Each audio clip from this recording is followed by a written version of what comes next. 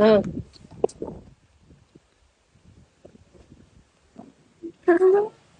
Ano? Gusto mo? Thank you. Ano yan?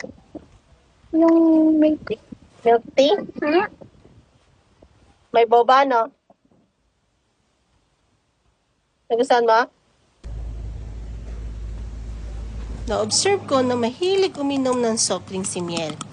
Kaya siguro nawawalan nito ng ganang kumain.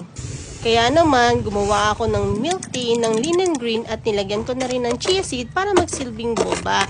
Pinalamig ko na rin ito. Kaya naman, surprise ako dahil kumain ka ng lunch. Kumain ka na. Tamad mo kasing kumain eh. Oh, halika rito. Halika rito. May surprise ako sa'yo.